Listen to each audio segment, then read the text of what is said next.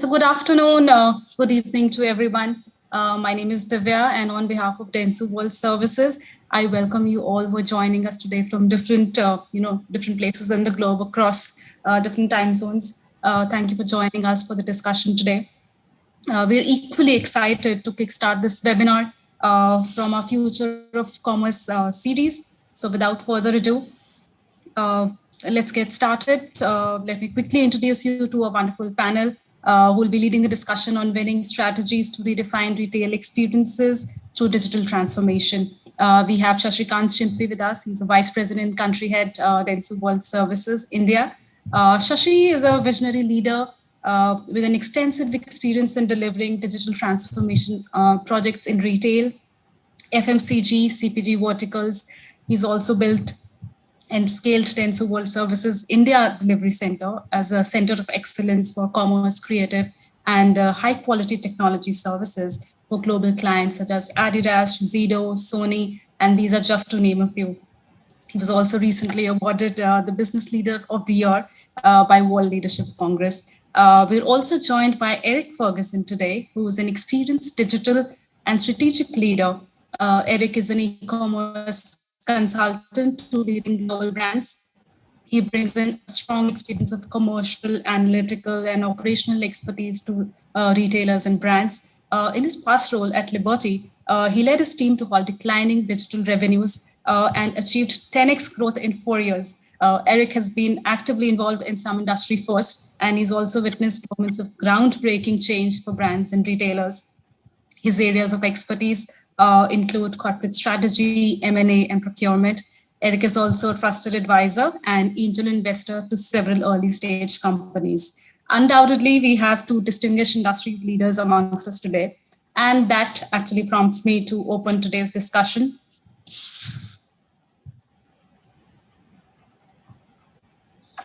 And here I present the agenda that we'll be walking over today. So in the backdrop of COVID-19, today the retailers recognize that pandemic and has will continue to have a significant impact on businesses. And now is the time that they're actually thinking through long-term implications. So Shashi, what is your take on this? You've been in the industry for a decade.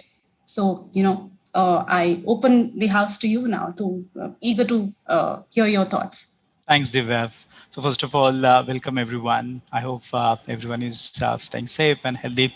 So just to add on, Divya, what you just explained, the way I look at it is, it's undeniable that retail has exponentially changed over the past year, especially during this pandemic.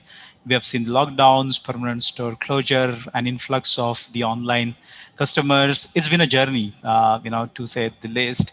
But some of the retailers have been pushed to the brink, and others have really taken on the challenges and grown significantly. So it's all about which path you take it forward. But the most important part is we really have to really see how the business model progresses further. One thing is for sure, as we all know, right? We are also customers, so we know the customer behavior has changed radically. Customer expectations have changed. Nowadays, and then they're not going to change back even after pandemic, I believe. So the online growth, only expected to continue, growing further. Customer expectations are expected to remain high, and retailers, basically, it's the right time really for them to really see what they need to really adapt as a best strategy for their business, and really looking to the new strategies more than even before, because so much of changing every day. So I think the agenda for today, or the topic for today, where we want to talk about some winning strategy and our experience working with leading retailers. I think it's important to understand basically how retailers are navigating through this change, and how they are bringing in some the world class strategies to really lead from the front, and showing the significant growth as we see from retailers like Adidas and Amazon, for example. So we really need to see how people react to the situation. But I think based on our experience, we can share some the success stories. Our friend, our guest today, Eric Fergusson, who's well-known e-commerce consultant to global brands, will also help us understand this topic better better. So I think when we go to the next slide, we will talk to Eric in this session to understand more from him based on his experience working with the global retailers, and I think that'll help the audience, I believe. So I think to start with, the digital experience, right? This is at the core of the retail growth. So we have seen the digital experience is more important, even more important now.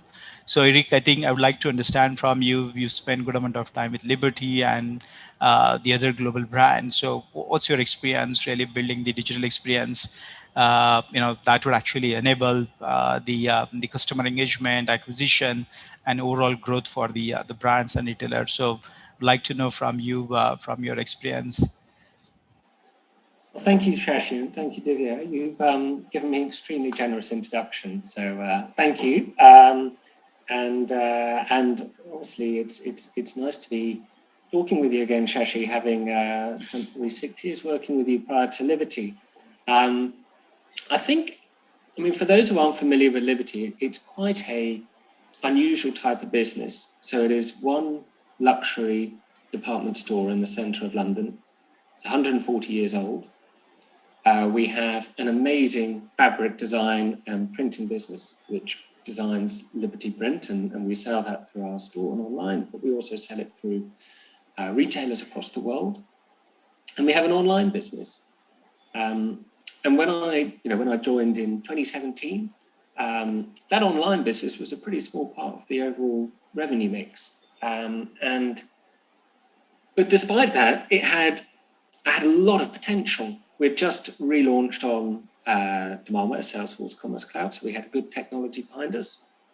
We had a really strong creative content team. We had this awareness that is global. It's not ubiquitous, but people know the Liberty brand, or you can find people who know the Liberty brand across the world, like that fabric piece.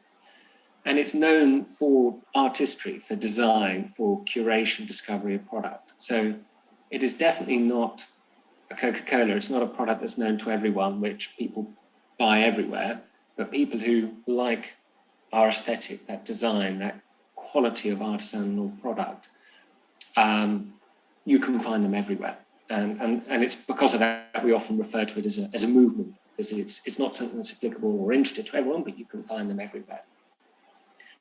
So my role really, and the task that I needed to get going on, was to create an updated plan, an updated strategy. And that's really very appropriate to where many businesses are today as we come 18 months through this pandemic. And loosely, there were 3 themes that I tried to focus on. One was around proposition, range. What are we making available to customers, and what are customers buying? And how does that look online versus store? The second was around experience and service, which is quite a broad general term, but that captures everything from delivery to advice to the customer journey. And then the third piece was around traffic and then the digital experience we gave people, not just on our site, but also in store, and then on other digital assets, so affiliates or social and so on. So what we tried to do was build out activities that we could fit into those boxes, and that we could then turn into a roadmap by putting some pound value of opportunity behind them, and then some pound value and cost of effort and activity. I think it's worth saying that we started, and we wanted to start first on things that would improve the experience of a person visiting the site before we then started driving more traffic to the site. So very simply, we wanted to improve conversion first, and then we'll go and find more customers. And we made, and we looked, so we started, the data, and we looked at customer analysis. So who's coming to our site? How frequently do they shop? What do they buy? That prompted us to increase the range in certain areas and to trial new categories, which we hadn't necessarily published on the site before. And that really helped drive that offer and product conversion. We did a lot of work on the customer journey. So we looked at, kind of a traditional website funnel, how many people come to the site, how many don't bounce, how many see a product page, how many have a basket, how many check out, and we zeroed in and used industry benchmarks and then made iterative change to those areas. Checkout was the first piece for us to focus on, because we felt if you've got people to that final stage of the journey, they really want to buy the product. They're only not buying because you've presented some block to them. So if we can make some improvements there, we should be able to get comparatively easy improvement in conversion, and that's what we did. And then we redesigned the product page, and in time we did a full redesign last year in lockdown, and that helped improve the site speed. And I'll talk more about some of these initiatives in a bit, but it was, the relevance of what we were able to achieve, what drove that kind of tenfold growth was pretty much, kind of threefold improvement in conversion, fourfold, and then threefold improvement in traffic. And that conversion piece was all about data. It's all about how customers engage and responding, and then zeroing in and making improvements to those journeys. And not all of them worked. And I think, Shashi, this was something I learned from the ecommerce times, is that you try and do regular enhancements and sprints and changes, and you have a hypothesis and you base it in data. You don't know for certain that customers are going to respond to it favorably until you deploy it. And so you observe how they behave to it, and then you try and make some changes. And then for us, that second piece around customer experience that stand out for the competition, Liberty, we are about discovery, we're about curation, we're about gifting. So we're never going to be a business where you can find every luxury product in the world. We're always going to be about finding an edit. And that is convenient for certain customers, because sometimes you're looking for a gift and you don't know what you're looking for. You just want something tasteful for the home for so-and-so, or jewelry for your partner, or a t-shirt for yourself. And if you looked at 1,000 options, that would be overwhelming. But if you could be presented with 50 to 100, that would be engaging. And so that was kind of a key consideration for us. And then it was, if you think about that store and the in-store experience, we have amazing sales teams in store who help and guide customers to products that they might be interested in, and they can tell them all about the designer or all about the materials. And so we tried to kind of improve and replicate that content. So we've got lots of interviews with the founders. A lot of the brands we sell, we're the only people who sell them. So we're able to use that website and social media and so on to talk about those stories. And then we try and improve the imagery and try and improve the videos, and then improve the packaging, so that we're a place which you're always going to be delighted when that parcel arrives. And I think, so far that has proven to be a successful approach. There's lots more, as ever with these things, that can be pursued and built forward into the future. But it sits, I think, well with that 140-year heritage of finding and showcasing the most amazing product, because what we're trying to do digitally is showcase in a convenient fashion and in an inspiring fashion the assortment that we've gone out and discovered. Impressive. It was a great story, Eric. I'm sure all your experience and your knowledge in retail, I'm sure Liberty have been benefited from this. And we have seen the growth. I mean, people love Liberty brand, so I'm sure this would have just helped, engaging the customers more. All right.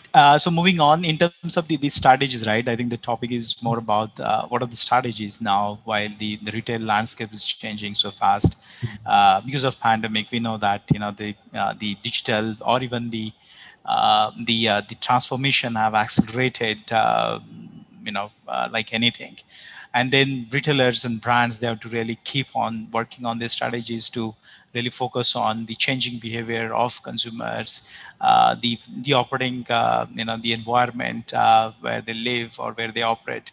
So based on your experience, again, what are the strategies that you think would be, again, you cannot apply the same strategy everywhere, but what are the key strategies that you think would be very relevant in the current time, Eric? Yeah, look, I think it's a really fascinating time. Just as you explained in the introduction, we've seen and different numbers bounce around in the media in the UK, but people talk to 3 or 5 or 6 years of kind of channel shift behavior occurring in a year over the last year. And none of us planned for that, obviously. I mean, the pandemic was clearly an absolute surprise and shock and disaster for everyone. And it stretched and tested all of us to do things such as working from home, in a trivial sense that we would never have considered doing before. I think what it has meant that is quite uniform across businesses is that if digital wasn't number one on their agenda, it's pretty much number one on their agenda now. Because commercially, it is so important for businesses now to be serving that new customer behavior. And even if we don't get the same incredible growth that we saw last year, this year, it's never going to go backwards. We're never going to go back to plus 10% in 2019. We're creatures of habit. These behaviors are embedded. So I think, the consideration for businesses is if they haven't already, take that pause for thought, try and work out what that new strategy is. And that means a bit of data analysis, trying to understand what our customers doing they didn't do before, whether it is browsing, whether it is frequency of shop, whether it is purchase. Do focus groups, do customer surveys, try and create segments, personas of customer types that you can understand are large enough to be commercially relevant and where you've got reason to play to them. And that's going to be very different for different retailers. You would hope that for most of them, it will stay true to their original core. So for Liberty, that's about product discovery, gifting, wonderful experience. That isn't going to change in terms of why people come to us, but we need to adapt how we best serve that. If you were, a chain of chemists that had a shop on every high street, or a fashion outlet that had, say, just 100 stores but dotted in the major urban areas, customers still need those products. We shouldn't get too concerned about the fact it's been major economic change over the last year, but people are still spending, people are still consuming things. There are some category changes, but they're not massive. But how people want to shop has changed. So I think trying to build out what is still true and what is relevant. So for some, starting with that range and product, there is a role for marketplaces. There is a role for that full breadth of offer, and that's in part supporting this headless commerce drive, and we'll come into that. Some of the fastest e-commerce growth we've seen has been in marketplaces. Customers value that, but you only need one or two marketplaces in the category. So if your remit isn't one of those, then you need to focus very much on on your brand or on your customer segment, and tailor your product, but have good availability within that for them. There's been a huge rise in personalization and exclusives and collaborations.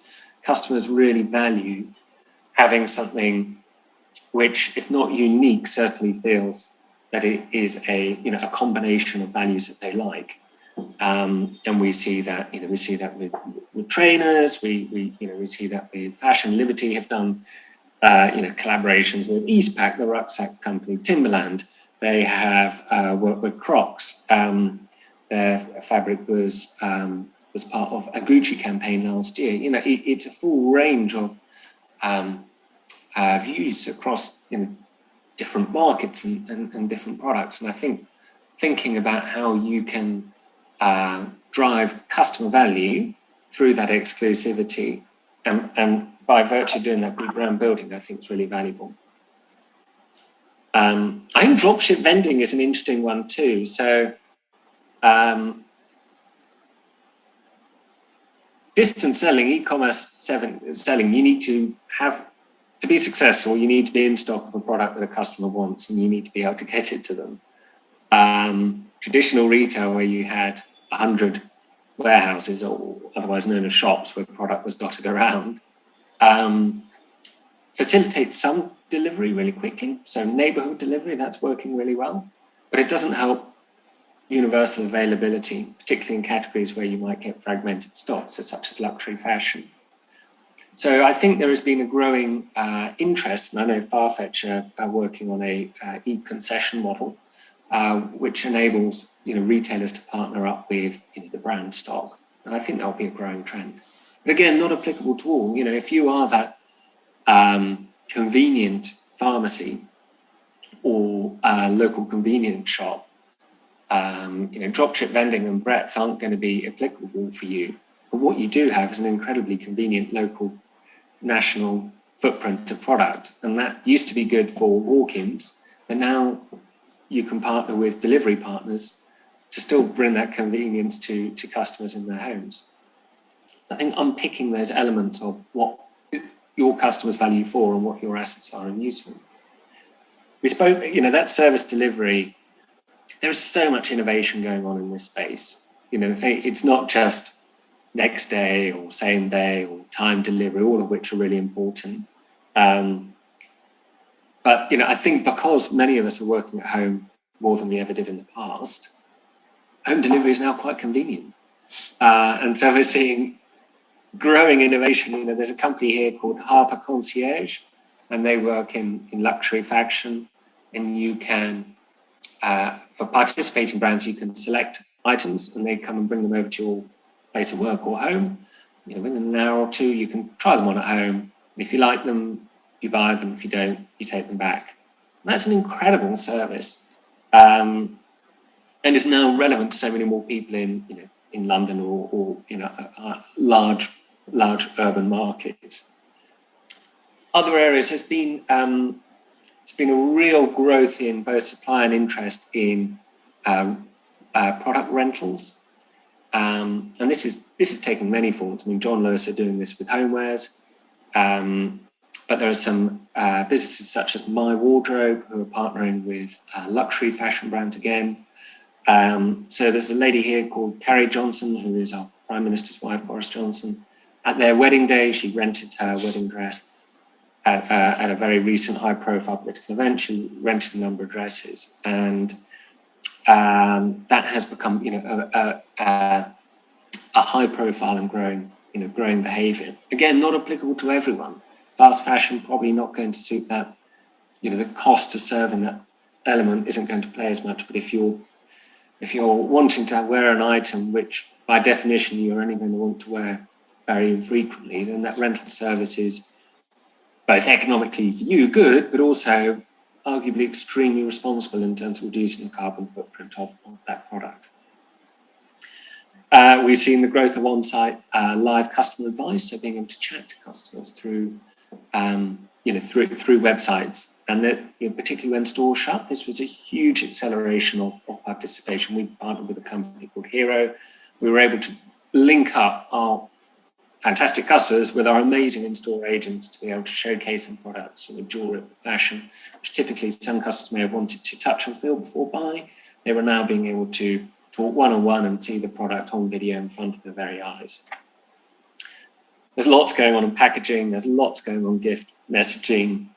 And we mentioned the other day, Shashi, I think in preparation for this meeting, the innovations in payment.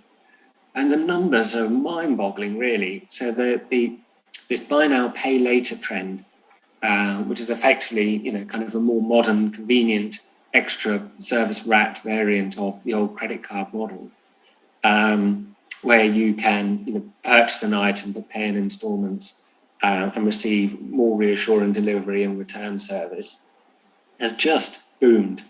And I think it was earlier this week, Afterpay, who are an Australian originally based outfit, being bought by Jack Dorsey of Twitter, fame. He has a finance business called Square. They bought them for $29 billion. Wow. And there's a more established Swedish outfit that is now global, which is valued at $46 billion. I mean, these numbers are huge, and they're huge because they are just recruiting lots and lots and lots and lots of customers because they're a really convenient offer. So I think for retailers and brands, it's your sport for choice in terms of third-party technology and operators willing to solve or serve a new customer need for you. I think your remit is to try and identify which are the ones to start with, which are going to have the biggest impact and the easiest to improve. And we spoke about user journey enhancement. So this is more the discipline of, once customers are on your site, how are you monitoring and tightening and improving every little step of that customer journey? So you can call it multivariate testing or A/B testing. It's been around for a while, but I think, again, the habits, the things that happened over the last year or two have meant that something which might only have been, the benefit case may have only been 1% of your revenue mix. It's now 5% of your revenue mix. That means it's important. So I think we'll get a lot of participation and uptake in these pieces of analysis. And so that's who's the customer, what are we serving them, how do we improve their experience? And then it's, well, where will the customers come from? And a lot of places. I mean, over the last year, we did a lot of things for the first time which we would not have done before, whether it's working from home, whether it is buying orders online, which you would historically have always purchased from a shop. Those behaviours will stay around. So we should see a continued momentum of that repeat purchase. It may not all stick. You might, we've already seen the stores reopening here that there has been a bit of a shift back with some customer spend, but a lot of it will still stay. Home delivery is going to be convenient as long as we're working at least 1 or 2 days a week, and I think that hybrid way of working will be relevant for probably a third to half of the UK office working population. So I think that piece will continue. Cross-border continues to grow. So customers buy all of these things that were exceptional, you were a bit nervous about doing. Once you've done them, you get more confident with them. So customers are more and more comfortable about buying an item and having it shipped cross-border. And there are, again, increasingly number of technologies who can help sort out all the complexities of duties and duty payments and deliveries. So I think that will continue to grow. The hot pinch points are digital acquisition. So, traditional performance marketing of Google or Facebook or even YouTube and display is becoming hot. Because digital has become everyone's number one priority. CFOs have been willing to fund customer acquisition. That has meant, in a competitive marketplace, which is what these things are, the cost of paid search and cost per thousands, reaching out to customers has increased.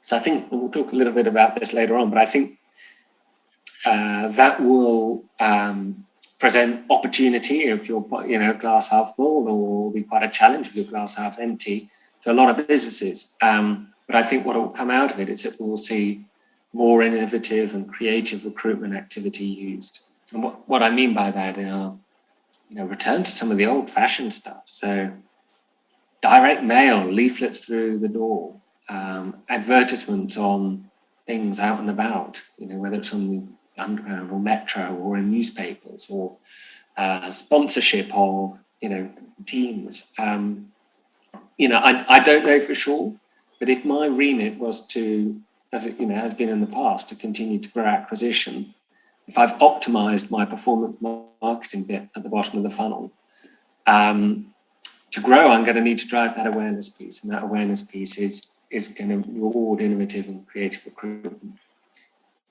And other areas which help you kind of shortcut if you're a brand having to go through that acquisition and awareness building is go to the marketplaces where there are lots and lots and lots and lots of customers flooding in each day. And I've called out a few here because, from a UK perspective, they're interesting because they're kind of specialist in China, which is a much publicized luxury market of the future. I mean, it's the luxury market now, but it's going to be even bigger luxury market in the years to come.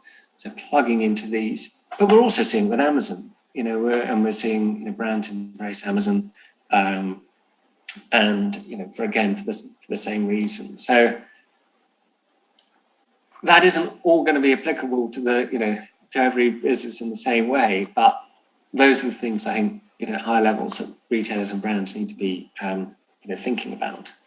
Absolutely. When we're defining and building out, the appeal. This is the positive stuff, right? This is, what are we going to sell that people are going to like and find valuable. No, absolutely. Very insightful, Eric, and thanks for sharing the different strategies that brands and retailers can adopt based on their customers. But I think that the foundation should be based on know your customers, know their shopping habit. I think that still is applicable to most of the businesses, and then based on that, you build your own strategy. Yeah, but thanks for sharing that. Now, moving on to the digital transformation piece, Eric, we know that digital transformation is one of the winning strategies. We have seen most of the brands, retailers, they're just going through the transformation. In fact, accelerating the transformation phase now because of COVID, but it's not easy. We've been helping brands and retailers for past 10 years.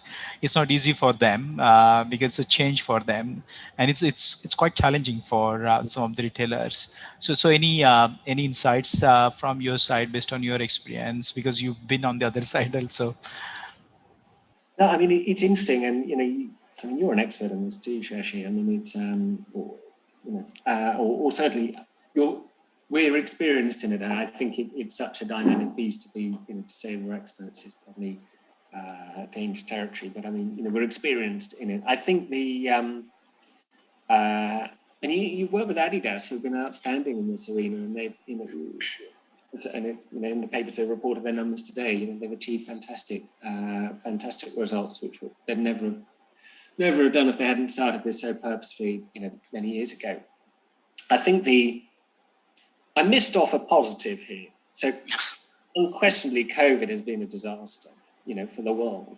I think but a tiny small positive that has come from it has been there are no naysayers of digital in retail anymore. You can't go to a traditional retailer a few years ago, where the bulk of revenue may have come through store, may well have had quite a few important people in the business who would have been skeptical about digital, or their behaviors may have been very habitualized around their existing, what have made them successful over the last decade or two. That has changed in the last year, because the stores have been shut in many countries for vast periods of time. And that has forced all of us, both as customers and as retailers, to embrace and participate in digital. And that hearts and minds piece, I think, is a great asset that businesses really need to harness now that they've got it, because I think it's really difficult to get. It's very hard to build up, kind of passion and will and resolve. And it's important not to lose it. I mean, the difficult things are what we've pulled out here, which is we didn't anticipate. The change in spend last year didn't reflect a purposeful plan. It happened because we entered this pandemic and we all had to, stay at home and protect ourselves and protect our loved ones and families. That has led to a surge in demand, which has stretched every element of the digital business.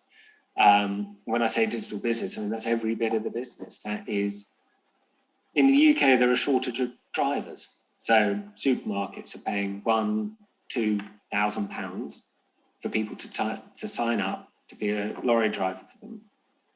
We've got shortages of people in customer services teams. And if you go on forums on the internet, there are thousands and thousands of disgruntled customers who are fed up with retailers saying it's because of COVID they haven't been able to get back to them. There's a real impatient customer out there.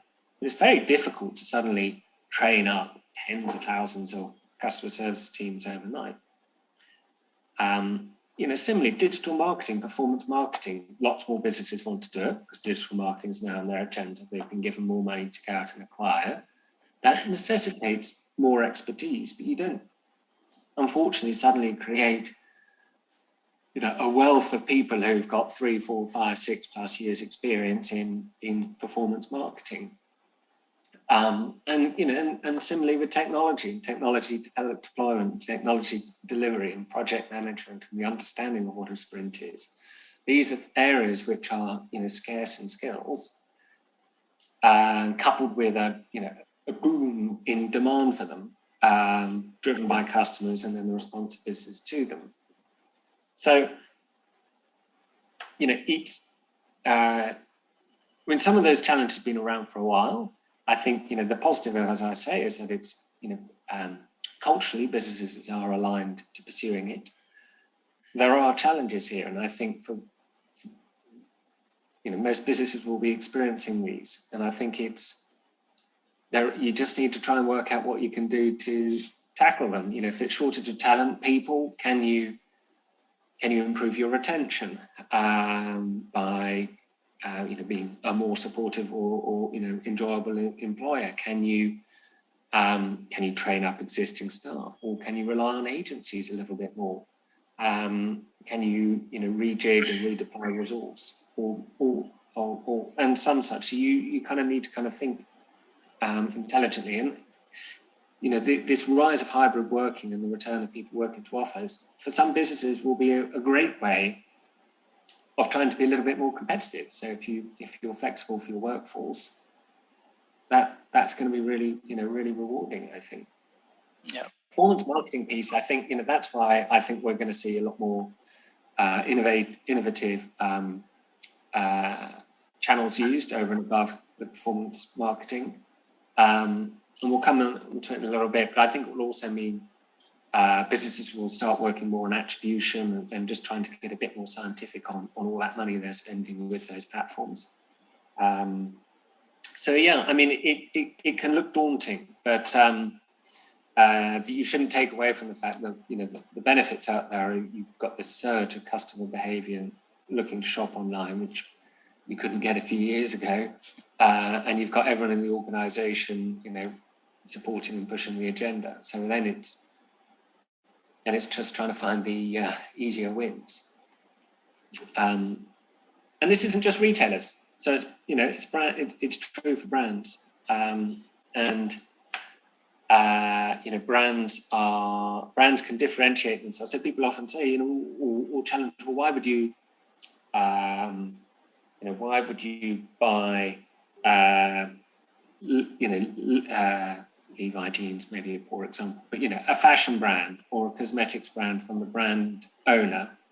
Why would you buy Clarence and Clarence rather than going to your local online luxury department store? And I think the reason, because your local online department store will probably have faster delivery, and you shop with them 6 times a week, so you know how their user journey flows, and it's one-click buy and all those sorts of convenience. I mean, I think the reason why, and we've seen this, is the brand has full range offer availability, or should have full range availability on their branded site, and they can offer exclusivity. So if I'm a customer and I really like a brand, I'm going to value going to that branded site because I know I'm going to get a better experience of product than anywhere else. And I might be able to get exclusives, and I might be able to get collaborations, and I might be able to get pre-order on new collections that are coming in. I think equally important is people don't love, and maybe this is heresy, but I mean, people don't love Amazon. People really enjoy the convenience. You don't buy Amazon, you buy the things it enables. What people love are brands.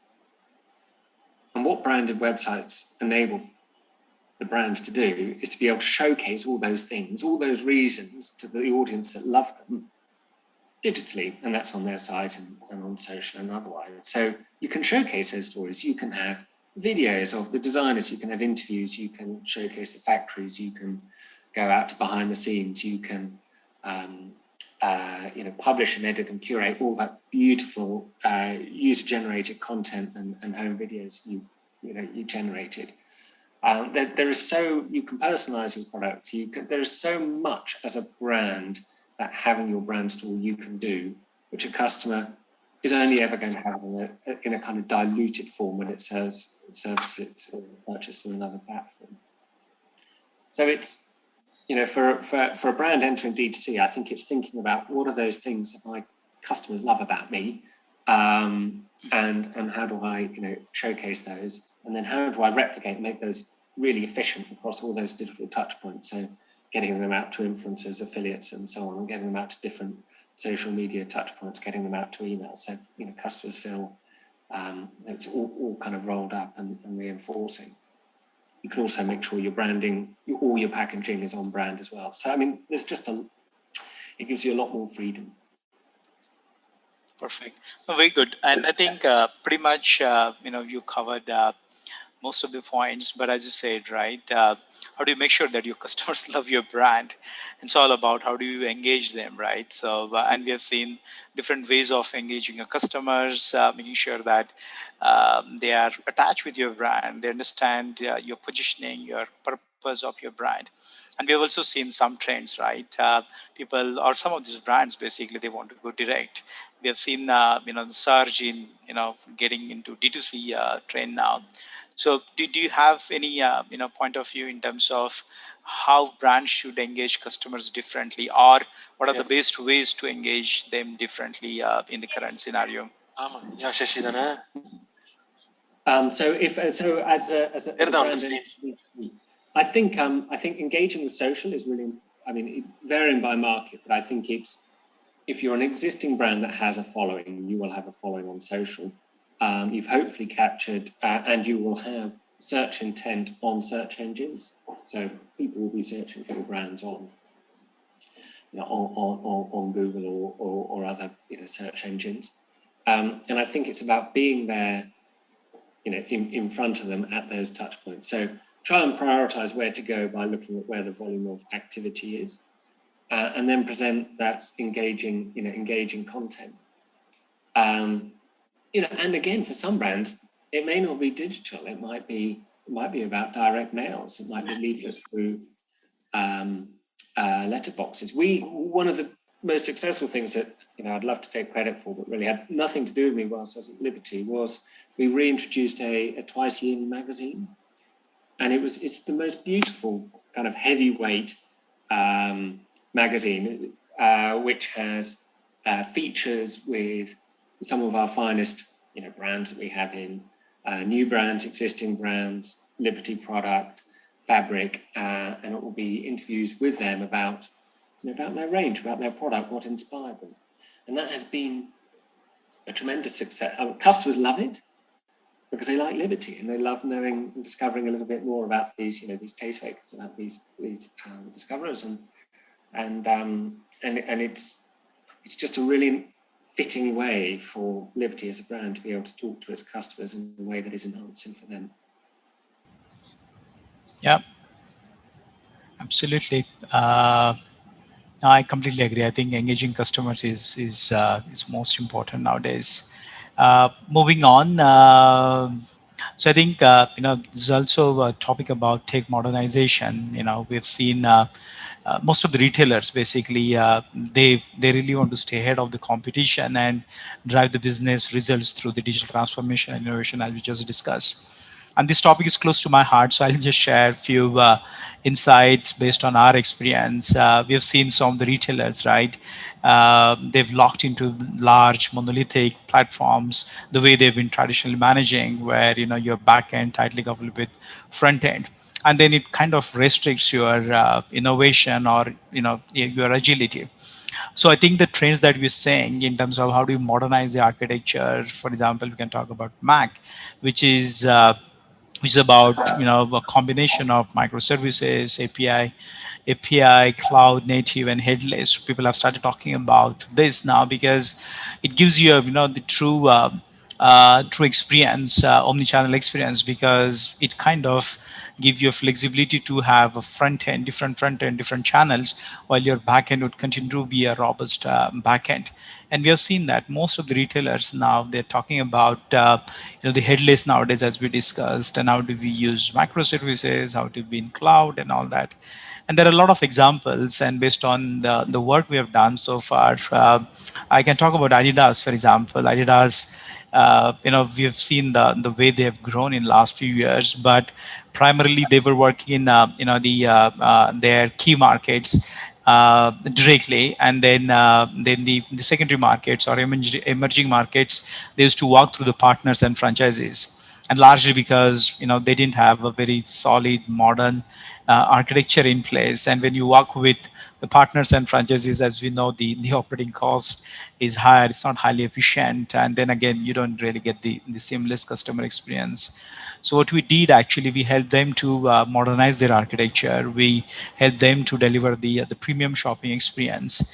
And then if you see now, they've been very prominent into the emerging markets, and every site when they roll out is basically almost highly efficient with 70% efficiencies that we have been measuring per rollout. So now that kind of flexibility, efficiency, agility you only get when you bring in the headless in the picture, when you bring in the modern architecture in business. And I think people and business have seen the benefit of modernizing the architecture. So I think this is very important to also look at how do you really see changing some of the traditional the architecture or tech stack, especially when you want to go digitally fast. And beyond that also, not only the modernization, in fact some of the retailers we have seen, they're going a step further. They are bringing the innovation into their offering and services, where we, while we're witnessing the retail transformation with a lot of innovation, including your AR, VR, powered by artificial intelligence. I think we have seen that it's going through a transformation again. And then the expectations, for example, I was reading the report yesterday, Goldman Sachs basically reporting the AR VR market will be somewhere around 1.6 billion US dollar by 2025. So it's a huge. And then the you see the retailers, right? The brands, for example, IKEA, world's famous the furniture company. We have seen that they have launched the AR app called IKEA Place, where customers like us can visualize the how the furniture will look like just by sitting in your bedroom or your living room. And that makes easy for customers to make a decisions, help more conversion. We can talk about the VR example. For example, Lowe's, who's the home improvement retailer, they have brought in the Holoroom, which is a VR training tool, basically where they are training their customers in terms of how do we build their own DIY projects. So it's more of bringing that real experience virtually, so that there is more conversion at the end of the day. And then the retailers like Shiseido, for example, we've been working with Shiseido, which is a global cosmetic brand from Japan. They are also pretty much open for most of the innovations that have been recommended by the partners. For example, recently we built in the virtual try-ons for their consumers, which is typically, for example, if you want to buy any beauty product, you go online, go on their site. For example, if you want to buy a lipstick, you can try different shades, different product formats, and whatever you can actually apply on your face. Either you can be online using your camera, or you can put up your picture and really see how the different shade would look like on your face. So that gives you a better conversion. And after implementation, we have seen a massive growth in some of the products where we have applied the virtual try-on. So I think bringing back to the modernization, I think modernization and innovation seem to be really key at this point of time. While people are working from home, people are at home, not in the store, and how do you really bring in more agility in our overall offerings? So that's my point of view. Eric, I don't know whether you want to add anything on that. I mean, only to emphasize, I think that notion of agility, so the ability to do quite a few different things within a reasonably short space of time, how appealing that is to a business, because the pace of change that is going on is really rapid, and customer demands are really rapid, and there isn't a set known, this is the optimum retailer. If we do these 6 things precisely, that's it, done, right? We don't. We know it's about, the mechanics and levers are clear, but the activities and initiatives that are going to resonate with customers always have an unknown until you get there. So I think having that agility to make those changes is going to be critical, because if you've got big legacy platforms which have really large programs of work behind any changes, you're going to have to be lucky. we all have to be lucky to a degree, but you want to try and minimize the amount of luck you need. You want to be able to test and learn and be agile and move forward. Yeah, absolutely. And back to the stores again. We have seen the changes in the stores nowadays. Even people do not go to the stores, but we know that this is not end of the world, right? Once the pandemic is over, people will back to the store. So, what do you see as the future of store, Eric, from your point of view? And look, I think it's really interesting. I mean, obviously, what we've seen over the last year has been really radical, and stores won't be closed. They're reopened. Stores aren't fully closed forever. So, and whilst I get excited about digital because it's growing rapidly and it's where I spend all my time, the bulk of spend for most categories is still in store, and for many of those things will retain. So it's not a as you say, panic.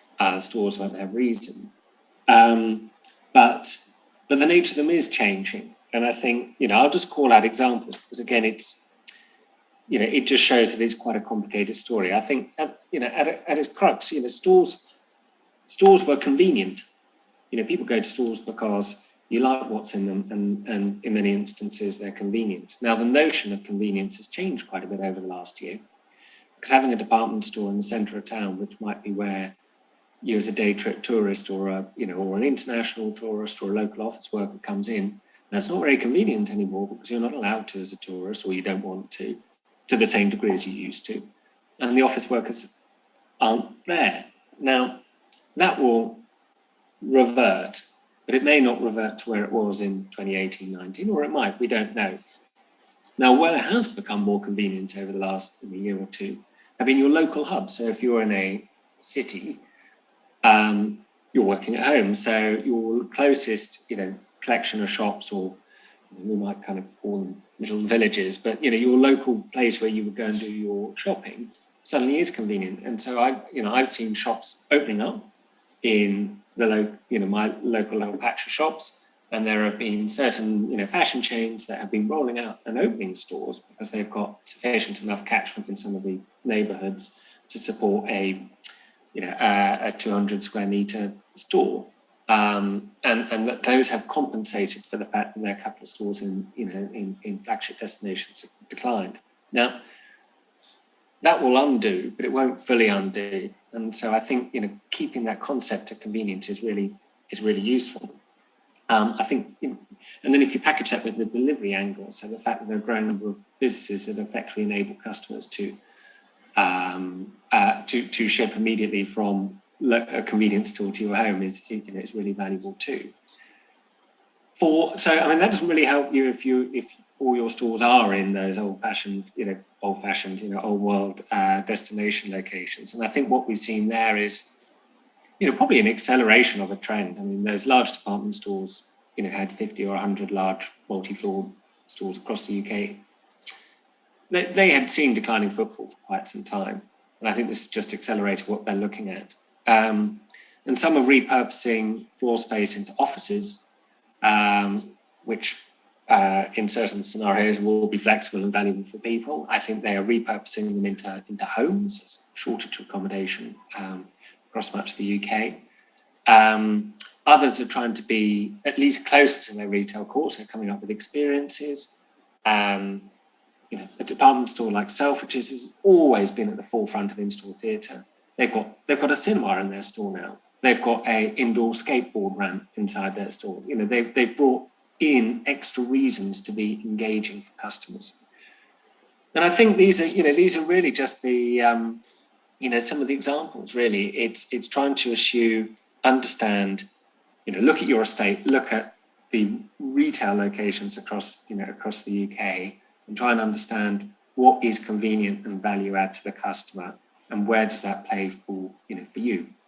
Because not all of those approaches will be, if you're a 300 square metre fashion outlet, you're not going to be able to get many flats in the bit that you choose to rent out. So different options are not necessarily applicable to everyone. But I think there's a lot there. And then I guess it's slightly, I don't know if it's controversial, but store rents have been have been quite a burden for traditional UK retail. So they were borne out over the last few decades of being fixed or only upward only review. And as if you have a decade of declining revenue into store and then an accelerated drop, at some point, the economics of stores really struggles. And so you can pursue some of the activities I've just outlined, but equally, for some landlords, they'll look at percentage rent options. And so we've seen quite the drama of the last year has enabled quite a lot of businesses to renegotiate with the landlords into more sustainable long-term kind of rental agreements. Yeah, no, absolutely. And in terms of the trends, the market trends, right? We have seen the changing trends in the way the people have been focusing on analytics, more of a data distribution, market attribution. What kind of trends that you're seeing, especially in the world of Facebook and Google, Eric? Yeah, I mean, I think and if you own shares in Facebook or Google, you've done well over the last year, right? So by virtue of it all going online and shops being shut, everyone's been bidding, like Billios, or to acquire, and that has meant these, and they are monopolies, have been able to drive huge gains to revenue and profitability. At some point, that is going to be quite challenging to retailers when they're acquiring, and what may have been. If you've spent 10% of your digital revenue on digital acquisition, which isn't, I've picked a round number, but quite a lot of businesses will spend 10% of their revenue on acquisition. And if online was 10% of your retail mix, then what you're spending on Google and Facebook is 1% of your overall revenue. So it's 1 percentage point. So quite a big deal, but not necessarily the biggest element of your cost line. But if you become 50% online, and you're still spending 10%, that 1% becomes 5%. And when it's 5%, other than product and staff, that is probably the biggest cost line on your P&L. And therefore, the challenge to optimize it is going to become a really big priority. And I think to be able to optimize it, businesses are going to have to look at more sophisticated means of attribution. And what I mean by that is Google attributes all the online revenue to the last click, which is always Google advertising, and Facebook will look at it at 30-day or longer attribution, which benefits both of their models. And there's nothing dishonest on it, but neither are correct, because you typically look at lots and lots of things before you make a purchase. And so I think there'll be a lot of innovation and investment in that area, which I think will be interesting because this is quite complicated. Yeah. Absolutely. All right, I think we're reaching to the end of the segment. Right. So Shashi and Eric, let me just intervene here. I mean, very beautiful and wonderful insights that we had today. I'm sure the participants are enjoying it as well. Some good learnings there. So if I was to ask you to summarize, just 2 or 1 key takeaway from the session, what exactly is the future of retail? Where are we headed? So I'll come to you, Shashi, first, and then I'll come to Eric. Meanwhile, for the participants, please do drop in questions because we'll be moving on and taking questions next. So yes, Shashi, over to you. Thank you. Yeah, no, absolutely. I think it's a promising time for retail. We've seen a substantial changes in the last few years, especially in the last 2 years. The way I look at it is, I think we are heading to a more of a phygital world where the physical world is integrated with it. So I think the way I'm seeing it, we are heading to more of the integrated world where the physical will be integrated with the digital. So I think the key takeaways for particularly me and for this session, I think, is more about how do we really bring in the transformation with innovation. How do you bring in the agility in our ways of operating whether it's a store or whether it's a digital platform. I think the agility is important. The knowing your customer, as I said earlier, is important. And most importantly, you need to really understand what works for you, what is your use case, what is your business case, and build a strategy around it. Because I think we've seen the retail segment is growing so fast. In fact, all the regions have secured double-digit growth this year and last year also. So I think the growth is there. We just need to really look at the their consumer, their pattern, and really build the strategy around it, and win the game basically. So it's quite exciting time for retail industry. Absolutely. So, Eric, what do you think? What would be your key takeaways? Yeah, I mean, it's. I think Shashi's obviously covered it pretty well. It's. I think it is an incredible opportunity. We've had this acceleration of something that we've seen for a long period of time, and it is an opportunity that's open to everybody, and quite a lot of new businesses are making the most of this opportunity, as well as existing businesses. We've seen that there are shortages, of experience, and change doesn't come for free. But customers are going to want this. So I think the takeaway for me is successful businesses are those who have happy customers who spend money. And now is the need to, ensure and revisit that you understand what they want and stay really close to it. And unite your business. It's about digital transformation. It's about uniting your team against a roadmap of activity, and you pursue it in an agile and nimble way, and you monitor results and you change it, and you don't get hung up on failure. You just keep trying to back and find things that were a bit better than what they were yesterday. And if you can pursue that mindset and organize your business around it, whether it's technology change or anything else, I think you'll be, well placed. And not to be too fearful. It's not. On the one hand, a lot of this looks really radical, but on the other hand,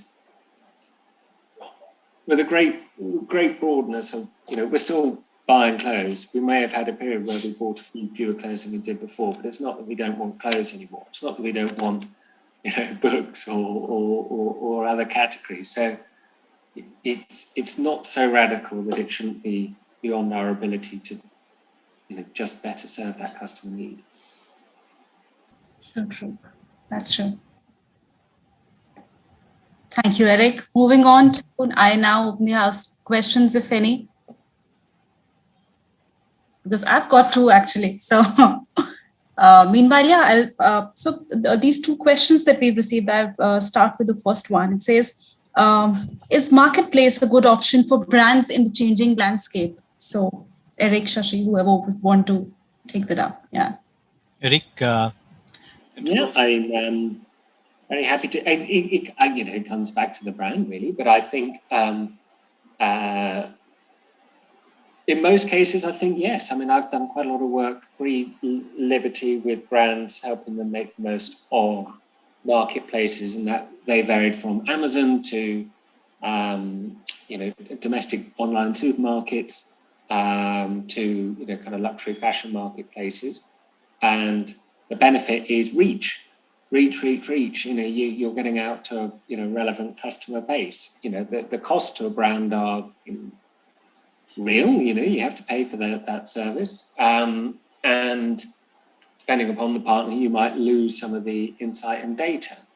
But if you can incorporate it into how that sits alongside your other ambitions, then it can be a good robust business. And more extreme, there have been over the last couple of years hundreds of low consideration brands of quite I don't want to say generics but generic categories who've launched businesses on Amazon and created multi-million-pound businesses on Amazon, which are now being rolled up and aggregated because they have decided the thing that they can do really well on is they can convince a customer that, I'm making it up, that they're the best staplers in the world. And we don't think much about staplers. We don't want a Gucci stapler. We don't want a B&W stapler. But we all need a stapler for stapling documents. They'll be able to create a really good product, and then they're really good at merchandising and selling that on Amazon. So that if you search for a stapler on this product, you are right up at the top, and they will optimize working with the Fulfilled by Amazon model. And they've created a really strong business out of a global fragmented customer base. and that is a brand. So there are a lot. I mean, they all derive consideration, and you want to make sure that you're not giving away too much of your business P&L. But I think the value of marketplaces is huge when it is adding things that you're going to take a long time to build up, which namely is kind of market or customer reach. Right. So that's a thumbs up from you for marketplaces for brands. Yeah, absolutely. Okay. So another interesting question. It says, how can brands strengthen their partnership ecosystem? So, Shashi, would you like to take that up? Yeah, I mean, I take this up, but look, I mean, the world is all about the collaboration now, right? That's how the brands and retailers working together, joining hands for delivering the success. I think it's absolutely important for them also to look out for a right partnership to make it happen. So I think it's pretty much there in the market. And Eric, I don't know whether you've come across any such great partnership while working with the brands like Liberty. I was hoping to dodge this one. I think, look, I mean, there's a lot of collaboration. We spoke, from a product perspective, there's been a huge growth in brand X brand. So a collaboration between, perhaps an established global brand. Huge excitement for both parties and meaningful, delight for the customers who are able to buy those products, and extra revenue and profit for the individuals who pursue them. So I think that piece is happening a lot. I think there was also a lot of, I think Shashi spoke to this, there was a lot of collaboration over the last 18 months. I mean, it was, I'm worried that my optimistic, positive tone of voice is, it sounds dismissive, but I mean, the last 18 months have been hideous. They've been terrible for everyone, and for many people, that's been, the greatest tragedies you could possibly know.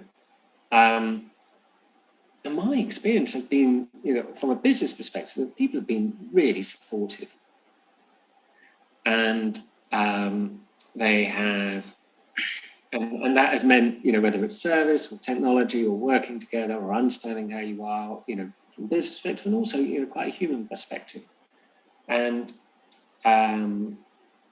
that's really nice. And I think that behavior of, you can call it collaboration, working together, will persist. And I think when you're working in those environments of, higher level of trust and collaboration, everyone works, better together.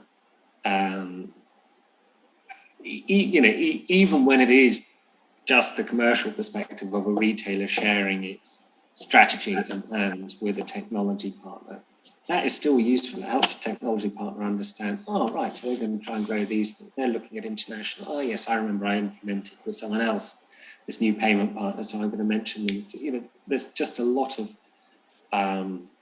positive benefit from those activities. So, I think we're seeing collaboration in the products we buy, and I think we're seeing collaboration in working environments. Sure. Thanks, Eric. I think that answers the question very well. So any concluding notes, Shashi, Eric? I think you've exceeded time though, but then concluding notes would always be. I know we're running out of time, but yeah, I mean, as I said, it's exciting time. Retail is close to my heart. So really looking forward to see a substantial growth for everyone in this ecosystem, including brands, retailers, partners, agencies like us, and even for people for that matter. So really exciting time for everyone. Yeah, I mean, I don't think I can add more than that. I mean, I think it's exciting. It can be unsettling because it's new things, but it's exciting, and it's I wouldn't want to be in any other industry. It's really rewarding in that respect. Absolutely, yeah, totally excited to see what future has in store for across industries, not just retail. So on that, thank you, Eric, so much for making the time to join us. Thank you, Shashi. Thank you, all the participants, and please stay tuned. We'll have more webinars in this series of Future of Commerce, and thank you so much for joining us all. Thank you. Thank you, everyone. Thank you. Take care. Have a good evening. Bye. Take care. Bye-bye.